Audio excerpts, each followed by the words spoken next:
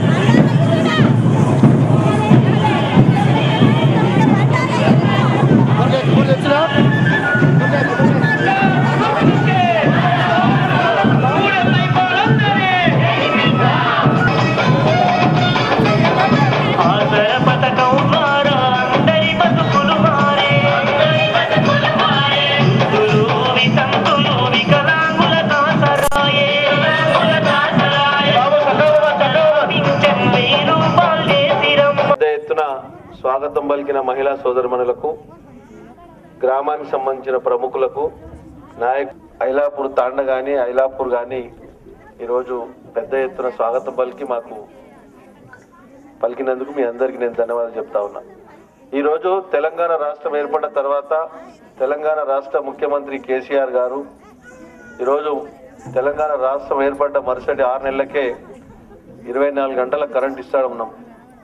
ఈరోజు రైతులకు రుణమాఫీ, రైతు పెట్టుబడికి ఎకరాకు 8,000, రైతు చనిపోతే బీమా, కళ్యాణ లక్ష్మి 1,116 రూపాయలు, షాదీ ముబారక్ 200 పింఛను 1000 రూపాయలు, అది 2,000 రూపాయలు కాబోతా ఉన్నది. వికలాంగులకు 500 పింఛను 1,500 ఇస్తా ఉన్నాం, ఇప్పుడు 3,000 కాబోతా ఉన్నది. ఒంటరి మహిళల గిట్ట 1000 రూపాయల పింఛను, అది గిట్ట 2,000 కాబోతా ఉన్నది.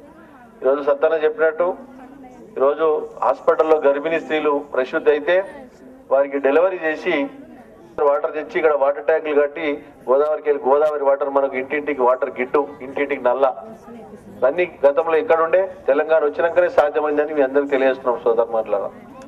ఆలోచన చేయాలి. దాంతోపాటు కంటి వెలుగు, కంటి పరీక్షలు చేసి అవసరం ఉన్నది ట్రీట్మెంట్ చేసి అద్దాలు ఇచ్చి ఆపరేషన్లు అవసరం ఉంటే గిట దాన్ని హైదరాబాద్ హాస్పిటల్ తీసుకెళ్లి కంటి ఆపరేషన్ గిట చేయడం జరుగుతూ ఉన్నదని మీ అందరికి తెలియజేస్తున్నాం సోదరులారా. ఎక్కడ లేదు ఈ విధంగా. మీరందరూ ఆలోచన చేయాలి. మన కళ్ళ ముందు కనబడుతున్న చెరువు, ఏం చెరువు దాని పేరు, పూటికే తీసి కట్ట బందోబస్తు చేసినాం, తూము బందోబస్తు చేయడం జరిగిందని తెలియజేస్తున్నాం సోదరులారా. ఇవన్నీ గిట గతంలో ఎక్కడ ఉండేని ఆలోచన చేస్తా ఉన్నాం. మీరందరూ చేయాలి. కాబట్టి మీరు దయచేసి మన 7వ తారీఖు జరగబోయే ఎలక్షన్ లో కారు గుర్తుపైన ఓటేసి భారీ మెజార్టీతో గెలిపియాలి. ఇల్లు లేని వారికి డబుల్ బెడ్రూమ్ ఇల్లు ఇస్తాం. స్థలం ఉన్న వారికి ఎవరి సొంత స్థలం ఉంటే అక్కడ వాళ్ళకి 5 లక్షల రూపాయలు ప్రభుత్వ పరంగా ఇప్పిస్తామని కూడా మీ అందరికి మాట ఇస్తున్నాం సోదరు.